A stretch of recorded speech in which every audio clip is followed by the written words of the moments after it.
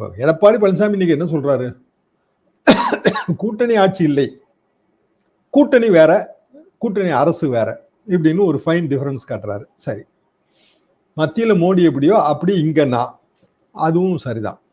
அப்போ உங்களை மத்தியில மோடி மாதிரி இங்க முதல்வராக்கணும்னா யார் யாரெல்லாம் அதுக்கு பாடுபட போறாங்க தானே கேள்வி. பிஜேபி ரைட்டுங்க, பாடுபடுறதாவே நான் எடுத்துக்கிறேன். ஆனா பிஜேபி மட்டும் போதுமா? அதிமுக பிஜேபி கூட்டணி மட்டும் போதுமா? இந்த கேள்விக்கு பதில் பிஜேபி சர்வபரி தியாகம் செய்துங்க. அமித்ஷா அண்ணாமலையை கடாசிட்டாரு. அண்ணாமலையே இப்ப இமயமலைக்கு போயிட்டு வந்தாச்சு, போயாச்சு. எப்போ வராருன்னு நமக்கு தெரியாது. அப்ப அண்ணாமலை இன்றைய தேதிக்கு தமிழ்நாடு அரசியல்ல இல்ல. அதிமுக கூட்டணிக்கு தான் அண்ணாமலை தியாகம் செய்யப்பட்டாருங்கிறது அனைவருக்கும் தெரியும். கூட்டணி பலி மேடையில முதல் பலி அண்ணாமலை, களப்பலி. சாட்டையால தன்னை தானே அடிச்சுக்கிட்டாரு.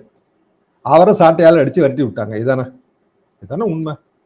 அப்போ அண்ணாமலை மாதிரியே பலி கொடுக்கறது அப்படின்னா அமித்ஷா பிஜேபி நலனை தானே பலி கொடுக்க முடியும். சரிங்க, எங்களுக்கு ஆட்சியில எல்லாம் எந்த பங்கு வேண்டாம். 2021 இதே தானங்க ப்ராப்ளம்.